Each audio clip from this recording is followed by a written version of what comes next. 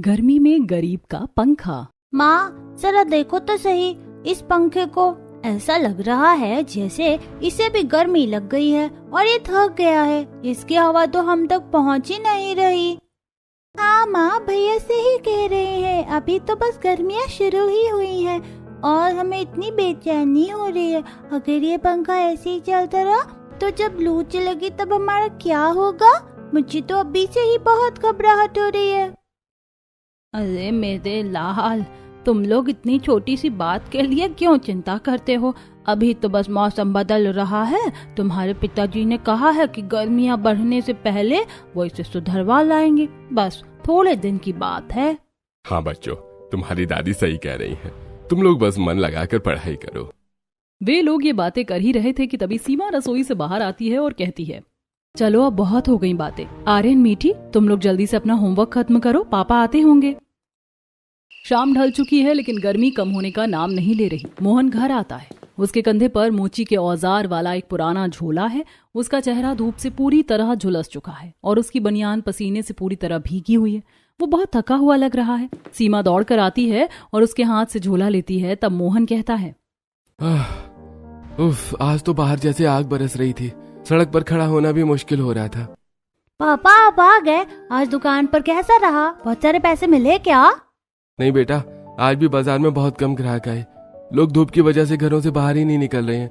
बस कुछ ही जूते पॉलिश करने को मिले। थोड़े बहुत पैसे आए थे। मैं तो आते वक्त रास्ते से ये दाल और चावल ले आया हूँ। हाँ बेटा, हम गरीबों का तो नसीब ही ऐसा है, जैसे तैसे बस पेट की आग बुझ जाए वही बहुत है। तू अपनी उस छोटी सी दुकान में भला कितना कमा पाएगा? और अब तो ये गर्मी बढ़ रही है। बच्चे भी अब इस पुराने पंखे से हवा खाकर परेशान हो गए हैं। माँ, मुझे भी उनकी फिक्र है। मैं रोज यही सोचता हूँ कहीं से थोड़े ज्यादा पैसे जुड़ जाएं तो एक नया पंखा ले आऊं। ये पुराना पंखा अब बस आवाज करता है, हवा नहीं देता। आप इतना परेशान मत होइए, हिम्मत मत हारिए, सब ठीक हो जाएगा। चलिए अब आप लोग हाथ मुंह धो लीजिए, मैंने खाना लगा दिया है। गर्मा गर्म दाल चावल बने हैं। सभी लोग खाने बैठते हैं। सीमा सबको थाली में दाल चावल परोस रही है। तभी मीठी कहती है, माँ फिर से वही दाल चावल, आपने कोई सब्जी क्यों नहीं बनाई? रोज रोज यही खाना अच्छा नहीं लगता। कम से कम थोड़ा सा अचार ही दे देती। हाँ माँ, सूखी दाल खाने का मन ही नहीं करता, गले में बजती है। बेटा आज जो था उसी में काम चला लो। तुम्हारे पापा कल जब पैसे लाएंगे तो मैं बाजार से ताजी सब्जी मंगा लूंगी। फिर मैं तुम्हारी पसंद की आलू गोभी बनाऊंगी। अभी चुपचाप खा लो, वरना पेट खाली रहेगा तो नींद नहीं आएगी। लेकिन माँ आप तो हमेशा ऐसे ही कहती हो। बेटी बेटा, अन्य का अपमान नहीं करते। हमारे पास जो है बहुतों के पास तो वो भी नहीं है। चलो भगवान का नाम लो, खाना खत्म करो। अपने दादा की बात सुनकर बच्चे खाने लगते हैं। खाना खाकर थोड़ी देर बाद मोहन अंदर के छोटे कमरे में सोने चला जाता है, जबकि सीमा बच्चे और दादा दादी का हॉल में ही बिस्तर लगा देती है। सीमा कहती है, चलो आर्यन, मीठी, अब सो जाओ, कल स्कूल भी जाना है। माँ पंखा तो चालू कर दो। बेटा अभी तो बिजली का बिल भी देखना है। अभी इतनी गर्मी नहीं है, तुम आंखें बंद करो, मैं 1 घंटे बाद खुद चालू कर दूंगी। थोड़ा तो बिजली बचाओ। नहीं माँ, मुझे नींद नहीं आ रही, पसीने से पीठ चिपक रही है। आप अभी चालू कर दो ना प्लीज। बहू बच्चे कह रहे हैं तो चालू कर दे। उन्हें क्यों परेशान कर रही है? रात भर सोएंगे नहीं तो कल स्कूल में कैसे पढ़ेंगे? ठीक है बाबूजी, आप कहते हैं तो कर देती हूँ। सीमा पंखा चालू करती है। पंखा अपनी पुरानी रफ्तार पकड़ता है। हवा का झोंका बच्चों तक मुश्किल से पहुंच रहा, लेकिन शोर बहुत ज्यादा है। फिर भी पंखे की चलती हुई आवाज सुनकर बच्चों को थोड़ी तसल्ली होती है और वो धीरे धीरे सो जाते हैं। अब सीमा अपने कमरे में आती है। सीमा अंदर कमरे में मोहन के पास जाती है और कहती है, देखिए जी, अब काम ऐसे नहीं चलेगा। गर्मी बहुत बढ़ गई है। दिल्ली की गर्मी का तो आपको पता ही है। पिछली बार तो हमने इस पुराने पंखे को किसी तरह घसीट लिया, पर इस बार ये जवाब दे रहा है। बच्चे अभी से परेशान होने लगे हैं। हमें पंखा सुधरवाना पड़ेगा। सीमा, मैं भी यही सोच रहा हूँ, पर तुम देख रही हो जैसे जैसे गर्मी बढ़ती है लोग जूते पॉलिश करवाने कम आते हैं। सब लोग गाड़ियां या रिक्शे में निकल जाते हैं। मेरी दुकान तक कोई धूप में चलकर नहीं आता। इसीलिए आजकल कमाई बढ़ने की बजाय और कम हो गई है। तो फिर क्या करेंगे? क्या हम इस बार भी ऐसे ही पुराने पंखे में परेशान होते रहेंगे? मैं कोशिश कर रहा हूँ, जैसे ही कुछ पैसों का इंतजाम होगा मैं सबसे पहले पंखा ही सुधरवाऊंगा। हाँ कुछ तो करिए, बच्चों का हाल देखा नहीं जाता। हिम्मत रखो सीमा, कल मैं जल्दी दुकान खोलूंगा, शायद कुछ ज्यादा काम मिल जाए। अगली सुबह सूरज निकलते ही मोहन अपनी छोटी सी मोची की चौकी और झोला लेकर निकल पड़ता है और हमेशा की तरह अपनी जगह पर एक बड़े से पेड़ के नीचे बैठकर लोगों के आने का इंतजार करने लगता है। तभी एक आदमी उसे वहां से जाते हुए दिखाई देता है। तब मोहन कहता है, बाबूजी, ओ बाबूजी, अरे जूते पॉलिश करा लो, चमक जाएंगे। अरे भाई, तुझे दिख नहीं रहा कितनी धूप है? यहाँ 1 मिनट खड़ा होना मुश्किल है और तू पॉलिश की बात कर रहा है। रहने दे भाई। हे भगवान, अगर आज भी ऐसा ही रहा तो घर में खर्च कैसे निकालूंगा? दाल सब्जी के पैसे नहीं बन रही तो पंखा सुधरवाना तो बहुत दूर की बात है। मेरी किस्मत ही खराब है। मोहन ऐसा कहकर फिर किसी ग्राहक का इंतजार करने लगता है। ऐसे ही शाम हो जाती है और मोहन अपने घर की तरफ निकल पड़ता है। जैसे ही मोहन आता है बच्चे उसे घेर लेते हैं। आर्यन मोहन से कहता है, पापा आज तो आप सब्जी लाए होंगे ना? आपने कल कहा था कि आज पक्का लाएंगे। हाँ पापा, आज तो हम रोटी के साथ अच्छी सब्जी खाएंगे ना? नहीं बेटा, आज भी सब्जी नहीं ला पाया। बाजार में सब्जियां बहुत महंगी हो गई हैं और आज कमाई भी कुछ खास नहीं हुई। मोहन का उतरा हुआ चेहरा देखकर सीमा बच्चों को डांटते हुए कहती है, तुम लोग पापा को परेशान क्यों कर रहे हो?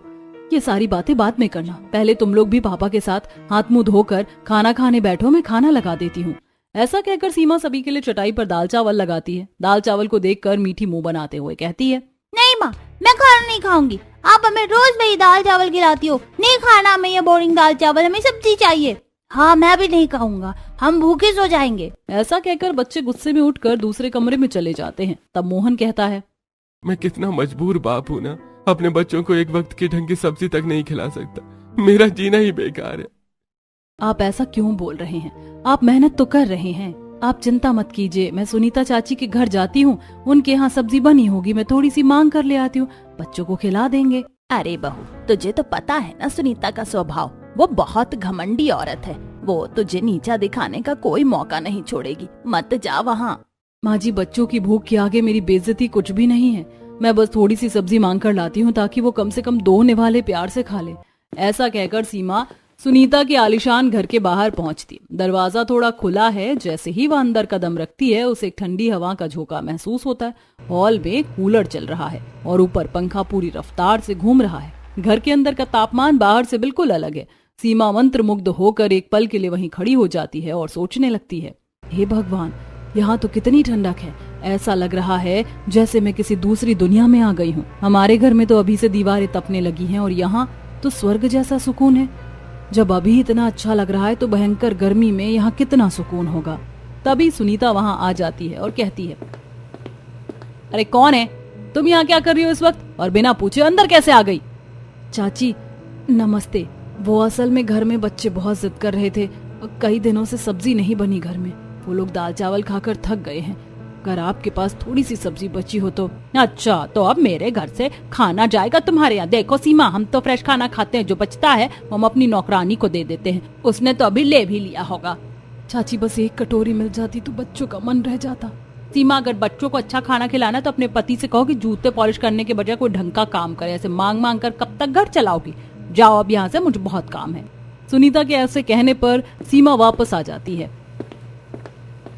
तभी सुनीता अपने बेटे पिंटू को आवाज देकर कहती है, पिंटू दरवाजा ठीक से बंद कर दे। आजकल कोई भी कभी भी घर में घुस आता है, पता नहीं किसका मन कैसा हो। ये सुनकर सीमा की आंखों में आंसू आ जाते हैं। वो चुपचाप बाहर निकल जाती है। सीमा खाली हाथ घर लौटती है। राम प्रसाद और माधवी उसे देखते ही सब कुछ समझ जाते हैं। फिर राम प्रसाद कहता है, बेटा, हमने पहले ही कहा था ना, क्यों गई तुम अपनी वहाँ इज्जत गंवाने के लिए? हाँ, क्या हुआ? चाची ने सब्जी दी? अरे चुपचाप जो घर में बना है वो खा लो, समझ में आई? ज्यादा जिद मत किया करो। जब किस्मत अच्छी होगी तब अच्छा खाना भी मिलेगा। आज जो भी है वही खाकर सो जाओ। बच्चे डर कर चुपचाप खाना खाने लगते हैं। ऐसे ही समय बीत रहा था। दिल्ली की गर्मी अब अपने चरम पर पहुंच रही है। बाहर लू के थपेड़े चल रहे हैं और घर की टीन की छत किसी तवे की तरह तप रही है। तभी गर्मी से बेहाल आर्यन अपनी माँ से कहता है, माँ अब और बर्दाश्त नहीं होता। देखो न, पंखा फिर से रुक गया। ऐसा लग रहा है जैसे कोई ऊपर बैठकर हमारे ऊपर गरम फूंक मार रहा हो। मेरे पेट पर बहुत खुजली हो रही, सब लाल हो गया है। माँ, मुझे चक्कर आ रहे। मटके को पानी भी अब ठंडा नहीं रहा, वो भी गर्म चाय जैसे लग रहा है। क्या हम थोड़ी देर के लिए बाहर पीपल के पेड़ के नीचे बैठ जाएं? नहीं बेटा, बाहर लू चल रही है, बीमार पड़ जाओगे। बस थोड़ी देर और रुक जाओ, शाम होते ही मैं तुम्हें बाहर ले चलूंगी। माँ पर पापा नया पंखा क्यों नहीं खरीद रहे हैं? पिंटू बता रहा था कि उसके घर में तो बड़े बड़े कूलर लगी है, वहाँ तो बहुत ठंडक रहती है। क्या हम गरीब हैं इसीलिए हमें हवा नहीं मिल सकती? क्या हवा भी सिर्फ अमीर लोगों के लिए होती है? ऐसी बात नहीं है मेरी जान, बस थोड़े दिन की बात है। पापा पैसे जोड़ रहे हैं, हम अपना ये पंखा सुधरवा लेंगे, देखना फिर हमारे घर में भी खूब ठंडी हवा आएगी। तभी मोहन घर आता है। वह पूरी तरह पसीने से लथपथ है, उसकी कमीज शरीर से चिपक गई है और चेहरा धूप से झुलसकर काला पड़ गया है। वह बुरी तरह हाँफ रहा है। उसे देखकर सीमा दौड़कर मटके से एक गिलास पानी निकालती है और मोहन को देते हुए कहती है, अरे आप इस चिलचिलाती दोपहर में घर कैसे आ गए? आपकी तबीयत तो ठीक है, लीजिए पहले ही पानी पीजिए। सीमा, गिलास में पानी नहीं चाहिए, तुम बस एक बाल्टी पानी दे दो, मुझे नहाना है। ऐसा लग रहा है जैसे मेरा शरीर भीतर से जल रहा है। धूप इतनी तेज है कि आज बाजार में बैठना अपनी जान जोखिम में डालने जैसा था, बस इसीलिए घर चला आया। अच्छा किया जी, आप बैठिए, मैं अभी पानी लाती हूँ। सीमा बाथरूम में एक बाल्टी पानी रख देती है। अब मोहन बाथरूम में जाता है और नहा कर आता है और पंखे के नीचे बैठता है और कहता है, हे भगवान, अब जाकर थोड़ा चैन मिला, पर यह पंखा ये तो बिल्कुल हवा नहीं दे रहा है, ये तो बस बिजली खा रहा है और शोर कर रहा है। मैंने आपसे कहा था ना, ये अब नहीं चलेगा। अरे हम तो कब से कह रहे हैं कि अगर थोड़े पैसे इकट्ठा हो जाए तो हमें पंखा सुधरवा लेना चाहिए, कम से कम गर्मी में गर्म ही सही, लेकिन हवा तो मिलेगी। वे लोग बातें कर ही रहे थे कि तभी सीमा सबके लिए खाना लगा देती है और कहती है, आप लोग खाना खा लीजिए, मैंने खाना लगा दिया है। नहीं सीमा, भूख बिल्कुल मर गई है। इस गर्मी में कुछ निगलने का मन नहीं कर रहा है, बस मन करता है कि ठंडे पानी में डूबा रहूं। बेटा ऐसा कैसे चलेगा? तू रोज शाम को आता है और बोलता है गर्मी के कारण खाना नहीं खाएगा। अगर शरीर में जान नहीं रहेगी तो काम कैसे करेगा? चल थोड़ा सा ही खा ले, पर खाली पेट मत रहे। माधवी के समझाने पर मोहन खाने बैठ जाता है। सभी थोड़ा बहुत खाकर उठ जाते। रात के 7 बज रहे हैं पर गर्मी कम नहीं हुई। उमस इतनी है कि सांस लेना भारी हो रहा है। तभी आर्यन कहता है, माँ मैं और मिट्टी बाहर खेलने जाए, वैसे भी अंदर इतनी गर्मी है। ठीक है बेटा जाओ, लेकिन जल्दी आ जाना। अब आर्यन और मीठी खेलने के लिए बाहर जाते हैं। तभी चाची का बेटा पिंटू वहाँ आता है और कहता है, अरे आर्यन, तुम दोनों यहाँ बाहर मच्छरों के बीच में क्या कर रहे हो? इतनी गर्मी में यहाँ से तो मच्छर तुझे उठा ले जाएंगे। अंदर बहुत उमस है पिंटू, दम घुट रहा है, इसीलिए यहाँ बाहर बैठे हैं। तो आजकल खेलने क्यों नहीं आता? हम रोज तेरा इंतजार करते हैं। अरे बाहर बहुत गर्मी है, हमारे घर में तो कूलर और पंखा साथ चलते हैं, एकदम शिमला जैसी ठंडक है। मैं तो दिन भर वहीं सोफे पर लेटा रहता हूँ, बाहर आने का मन ही नहीं करता। क्या सच में पिंटू भैया? क्या घर के अंदर बाहर से भी ज्यादा ठंडक होती है? हमें तो घर के अंदर और ज्यादा गर्मी लगती है। हाँ चल तुझे दिखाता हूँ, मेरी मम्मी अभी पड़ोस में सुमन चाची के घर गई हैं, जल्दी से आकर देख लो कि असली हवा कैसी होती है। ये सुनकर पिंटू और मीठी बहुत खुश हो जाते हैं। उसके बाद पिंटू उन्हें लेकर अपने घर में जाता है। कमरे में घुसते ही आर्यन और मीठी के चेहरे खिल जाते हैं। कूलर से आती ठंडी हवाएं उन्हें जन्नत जैसा एहसास कराती हैं। तभी मीठी कहती है, वाह भैया देखो, यहाँ तो बिल्कुल पसीना नहीं आ रहा। मेरा तो मन कर रहा है मैं यहीं सो जाऊं, कितना अच्छा लग रहा है। तभी आर्यन सोफे पर बैठ जाता है और कहता है, हाँ मीठी देख, यहाँ का सोफा भी कितना ठंडा है, जैसे बर्फ पर बैठे हो। बेटी तुम लोग इस सोफे पर बैठ जाओ, मैं अंदर से फ्रिज का ठंडा पानी लाता हूँ। ऐसा कहकर पिंटू ठंडा पानी लाने के लिए अंदर चला जाता है। तब मीठी कहती है, भैया हम ऊपर पैर करके बैठ जाते हैं, देखो ना ये सोफा कितना मुलायम है, जैसे रुई के गाल हो। दोनों बच्चे सोफे पर पैर ऊपर करके बैठ जाते हैं और ठंडी हवा का आनंद लेने लगते हैं। तभी सुनीता अचानक अंदर आती है और बच्चों को अपने महंगे सोफे पर बैठे देखकर आग बबूला हो जाती है और कहती है, तुम्हारी हिम्मत कैसे हुई यहाँ बैठने की? तुम गरीब कहीं के फटीचर, नीचे उतरो मेरे सोफे से, मेरा पूरा सोफा गंदा कर दिया पसीने से। ये सुनकर आर्यन और मीठी दोनों डर जाते हैं और खड़े हो जाते हैं। तभी पिंटू भी वहाँ पानी लेकर आ जाता है। तब सुनीता गुस्से में पिंटू से कहती है, पिंटू लोगों को यहाँ तुम लेकर आए हो क्या? हाँ चाची, हमें पिंटू ने बुलाया था, हम बस थोड़ी देर हवा खाने आए थे, हमें बहुत गर्मी लग रही थी इसीलिए। हवा खानी है तो सड़क पर जाओ, मेरे घर को गंदा मत करो। पिंटू तुझे 1000 बार मना किया ना कि इन भिखारियों के साथ मत खेला कर, ये हमारे रिश्तेदार कहलाने के लायक भी नहीं है। औकात नहीं बदलती फटे कपड़े पहनने वालों की। चलो निकलो यहाँ से अभी के अभी। प्लीज चाची आप कुछ समझ करो, हम जा रहे, हम पे कभी नहीं आएंगे, बस हवा ही तो खाने आए थे हम। जुबान लड़ाती, चल निकल यहाँ से। ऐसा कहकर सुनीता आर्यन और मीठी को धक्का देती है। वो दोनों गिरने ही वाले होते हैं कि तभी सीमा दौड़ती हुई अंदर आती है और उसे संभाल लेती है और कहती है, सुनीता बस बहुत हो गया, तुम बच्चों पर हाथ उठा रही हो। माना कि हम गरीब हैं, पर तुम्हारे घर की ठंडी हवा हमारे बच्चों के आत्मसम्मान से बड़ी नहीं है। शर्म आनी चाहिए तुम्हें। बच्चों को इस तरह धक्का देते हुए। अपने बच्चों को अपने उस सड़े हुए घर में बंद करके रखा करो। मेरे सोफे गंदे कर दिए इन फटीचरों ने, अब मुझे ये सब धुलवाना पड़ेगा। ले जाओ इन्हें यहाँ से। चलो बच्चों, आज के बाद तुम इस चौखट की तरफ मुड़कर भी नहीं देखोगे। ऐसा कहकर सीमा बच्चों को लेकर घर आ जाती है और अपने घर वालों को सारी बातें बताती है। ये सुनकर मोहन कहता है, सीमा, आज ये पंखा उतरवा लो। मैं कल इसे हर हाल में सुधरवाने लेकर जाऊंगा, चाहे मुझे उधार लेना पड़े, पर अब मैं बच्चों को बिना पंखे के नहीं सोने दूंगा। ऐसा कहकर मोहन रात में ही पंखा उतारता है और अगले दिन उसे मैकेनिक के पास ले जाता है और पंखा सुधरने के लिए देकर काम पर चला जाता है। शाम को काम से वापस आते समय वो पंखा सुधरवा कर ले आता है और वापस लगा देता है और पंखा चालू करने के बाद उसे देखते हुए कहता है, देखो सीमा, आज पंखा कितना तेज चल रहा है, आज सबको चैन की नींद आएगी। सभी लोग पंखे को तेज चलता देखकर बहुत खुश हो जाते हैं। थोड़ी देर बाद बातें करने के बाद सभी सो जाते हैं। रात के 2 बजे पंखा घर घर की तेज आवाज के साथ अचानक एक जोरदार आवाज होती है। कड़क पंखे की एक पंखुड़ी टूटकर दीवार से टकराती है और पंखा पूरी तरह जाम होकर बंद हो जाता है। आवाज से बच्चों की नींद खुल जाती है और मीठी चिल्लाते हुए कहती है, माँ क्या हुआ? सीमा जल्दी से उठती है और कमरे की लाइट जलाती है। फिर पंखे को देखकर कहती है, हे भगवान, ये तो पूरी तरह टूट गया, अब तो ये सुधर भी नहीं सकता। अब क्या करें, इतनी उमस में अंदर दम घुट जाएगा, पंखा तो गया काम से। अरे चलो सब बाहर चलो, चबूतरे पर अपनी पुरानी चटाई बिछाते हैं, वहीं रात काटेंगे। अंदर तो मौत जैसा सन्नाटा और गर्मी है। राम प्रसाद के ऐसा कहने पर पूरा परिवार बाहर चटाई बिछाकर लेटता है, पर वहां मच्छरों का आतंक है। गर्मी और मच्छरों के कारण किसी की पलक नहीं झपकती। सुबह के 5 बजे जब थोड़ी ठंडक होती है तब उनकी आंख खुलती है, पर 6 बजे ही सूरज फिर से आग उगलने लगता है। इसीलिए मजबूरी में सब अंदर आ जाते हैं। तब मीठी कहती है, माँ मेरी तबीयत ठीक नहीं लग रही, बहुत घबराहट हो रही है, जी मिचला रहा है, क्या मैं आज स्कूल नहीं जाऊँ? बेटा स्कूल तो जाना पड़ेगा, स्कूल नहीं जाओगी तो अच्छे से पढ़ाई कैसे करोगी? चलो मैं तुम्हें तैयार कर देती हूँ। ऐसा कहकर सीमा दोनों बच्चों को तैयार करके सरकारी स्कूल भेज देती है। उसके बाद मोहन सीमा से कहता है, मैं ये टूटा हुआ पंखा लेकर वापस दुकान जा रहा हूँ। उस दुकानदार को बताऊंगा कि कैसा घटिया काम किया है उसने।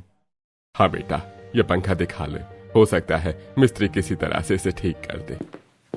अब मोहन उस पंखे को लेकर मिस्त्री के पास जाता है और पंखा दिखाते हुए कहता है, भाई साहब ये देखिए, रात को ही ये पंखा टूट गया। आपने तो कहा था कि अब ये नया जैसे चलेगा, मेरे पैसे डूब गए। अरे भाई मोहन, ये पंखा अब सुधरने के लायक नहीं है, इसे कूड़ेदान में फेंकने का वक्त आ गया है। ये दादा आलम के जमाने का लोहा है, मैंने फिर भी जुगाड़ कर दिया था, पर अब इसकी मोटर जल गई है, तो मैं क्या करूं? अरे ले जाओ इसे यहाँ से, मेरा वक्त खराब मत करो। मोहन टूटा हुआ पंखा लेकर घर आ जाता है और उसे कोने में रख देता है और फिर काम पर चला जाता है। इधर शाम को बच्चे स्कूल से लौटते हैं। तब मीठी कहती है, माँ बहुत घबराहट हो रही है, थोड़ा ठंडा पानी पिला दो, प्यास से गला जल रहा है। मीठी को देखकर सीमा जल्दी से मटके से पानी निकालती है और मीठी को देती है। एक घूंट पानी पीकर मीठी कहती है, अरे माँ, मटके का पानी तो एकदम गर्म हो गया, जैसे धूप में रखा हो। माँ जब हम स्कूल से आ रहे थे तो पिंटू आइसक्रीम खा रहा था, मेरा भी बहुत मन कर रहा है, कम से कम एक आइसक्रीम खिला दो, शरीर को थोड़ी ठंडक मिलेगी। माँ बेटा पापा को आने दो, मैं उनसे कहूंगी। थोड़ी देर बाद मोहन घर आता है। सीमा उससे कहती है, सुनिए जी, अगर आपके पास थोड़े बहुत पैसे हो तो आज हम बच्चों को आइसक्रीम खिला दे। बच्चे आइसक्रीम खाने की जिद कर रहे थे और मीठी का तो गर्मी से बहुत बुरा हाल है। सीमा, सिर्फ 10 रुपए बचे हैं, जा आर्यन दौड़कर बाहर ठेले वाले से एक 5 रुपए वाली आइसक्रीम लिया, दोनों आधा आधा खा लेना। बेटा ये तूने बड़ा अच्छा किया, बच्चों की भी क्या गलती, बेचारे गर्मी से परेशान हो गए हैं। आर्यन दौड़ कर जाता है और थोड़ी देर बाद आइसक्रीम लेकर आता है और मीठी के पास जाकर कहता है, माँ देखो मैं आइसक्रीम ले आया, मीठी को जगाओ ना, आइसक्रीम खाएगी। अब सीमा मीठी को जगाते हुए कहती है, मीठी बेटा तुझे आइसक्रीम खानी थी ना, उठ जा, भैया आइसक्रीम ले आया है। ऐसा कहकर सीमा मीठी के सर पर हाथ फेरती है तो हैरान होते हुए मोहन से कहती है, अरे मीठी का शरीर तो आग की तरह तप रहा है, इसे तो बहुत तेज बुखार है। क्या? मीठी बेटा आंखें खोल, बेटा देख तेरी आइसक्रीम आ गई बेटा। मम्मी क्या आप मीठी आइसक्रीम नहीं खाएगी? नहीं बेटा तू खा ले, इसकी तबीयत बहुत खराब है। मोहन जी जल्दी करिए, हमें इसे डॉक्टर के पास ले जाना होगा वरना देर हो जाएगी। अरे बेटा तुम दोनों देर मत करो, मीठी को जल्दी से अस्पताल ले जाओ। अब मोहन और सीमा दोनों मीठी को डॉक्टर के पास ले जाते हैं। डॉक्टर वर्मा मीठी की जांच करने के बाद सीमा और मोहन से कहता है, देखो मोहन, इसे लू लग गई है और भीषण गर्मी की वजह से इसके शरीर का पानी सूख गया है। इसने शायद कुछ दिनों से ठीक से खाया पिया भी नहीं है। डॉक्टर साहब क्या ये ठीक हो जाएगी ना? मेरे पास अभी फीस के पैसे नहीं है, मैं कल पॉलिश करके दे दूंगा, पर मेरी बच्ची को बचा लीजिए। फीस छोड़ो मोहन, पर मेरी बात ध्यान से सुनो। इसे दवाइयों से ज्यादा ठंडक की जरूरत है। अगर ये किसी तपते हुए कमरे में रही तो बुखार और बढ़ सकता है और दिमाग पर चढ़ सकता है। इसे ऐसी जगह रखो जहां कूलर हो। जैसे ही बुखार उतरे इसे खूब पानी और जूस पिलाना, वरना हालत बिगड़ सकती है। जी जी डॉक्टर साहब, मैं इंतजाम करूंगा। ऐसा कहकर मोहन और सीमा मीठी को घर ले आते हैं।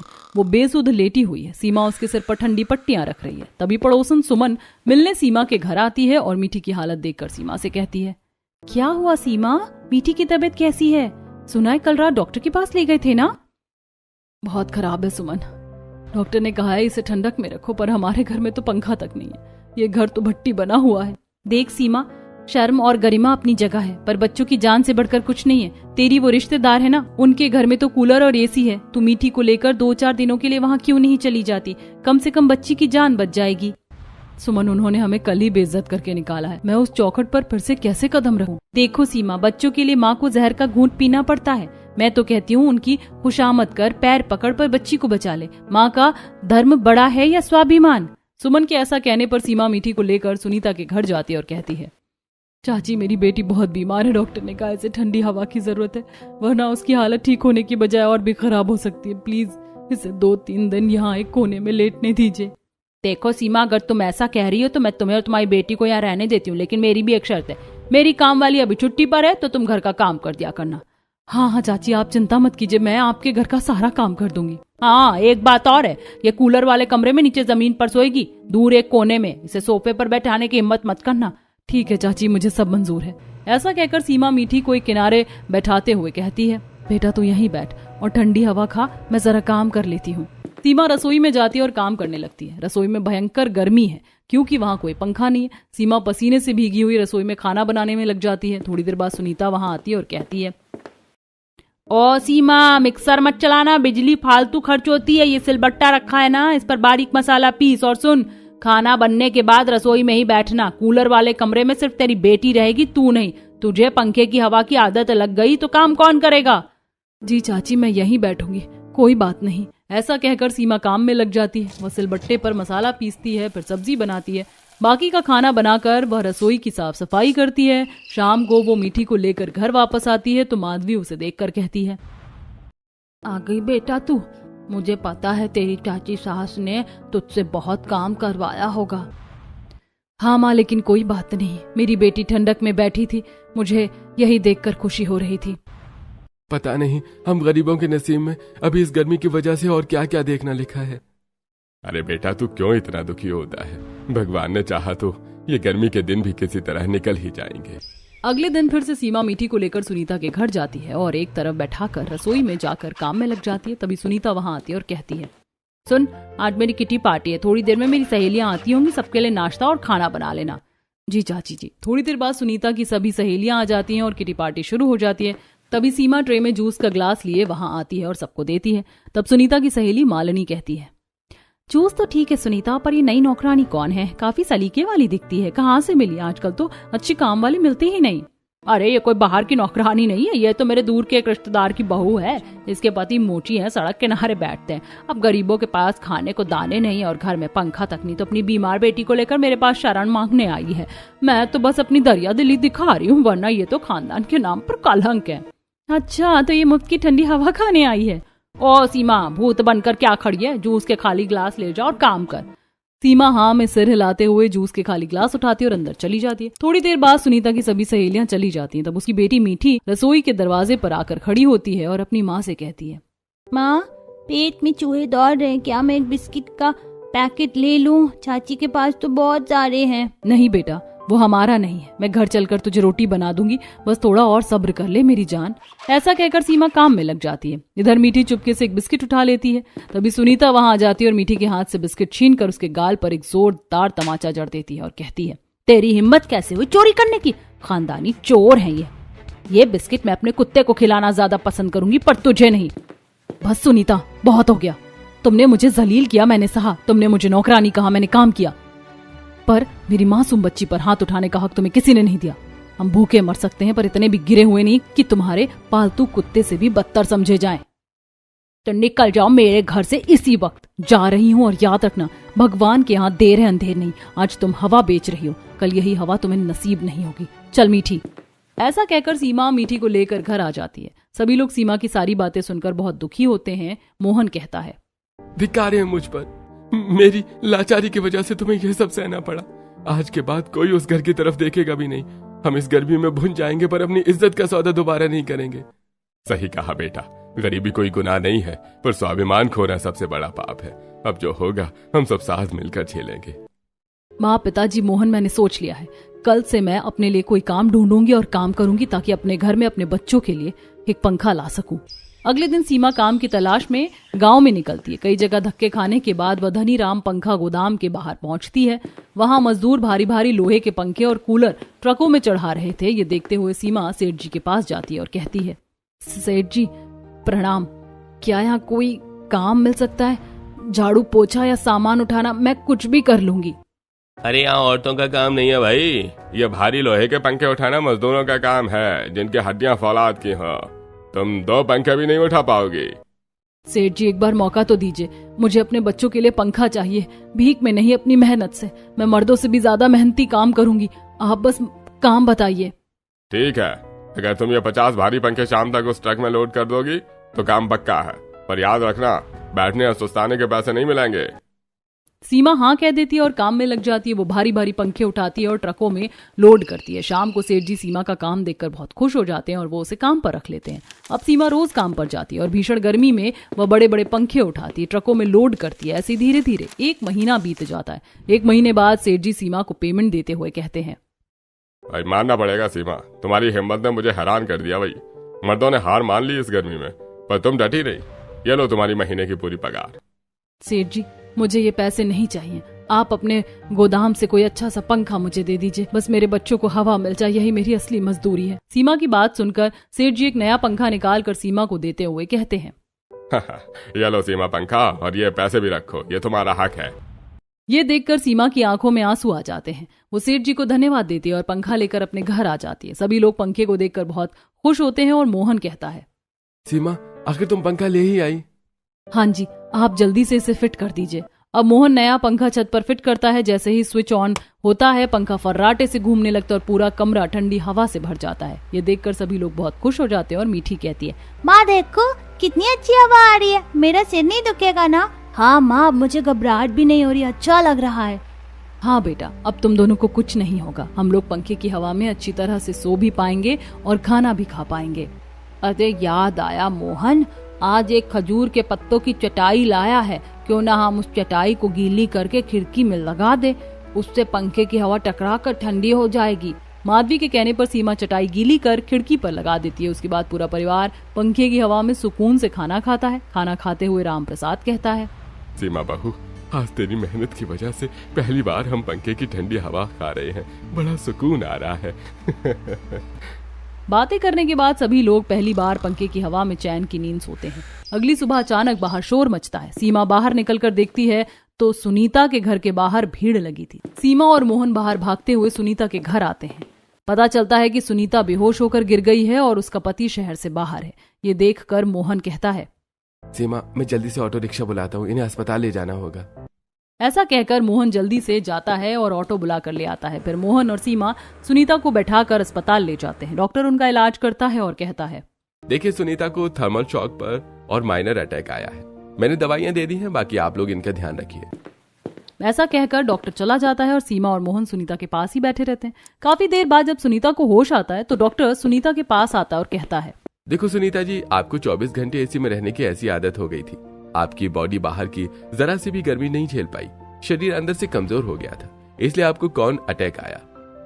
अगर ये लोग आपको समय पर यहाँ नहीं लाते तो आज आप नहीं बचती।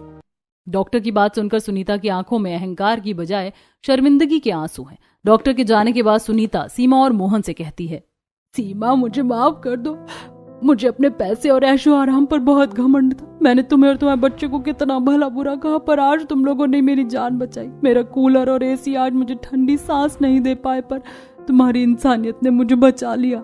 चाची, पैसा कितना भी हो पर वक्त आने पर सिर्फ रिश्ते और इंसानियत ही काम आती है। आप बस ठीक हो जाइए। हमारे घर में अब अपना पंखा है और दिल में कोई कड़वाहट नहीं। और इस तरह सीमा और मोहन की अच्छाई ने सुनीता को हमेशा के लिए बदल दिया।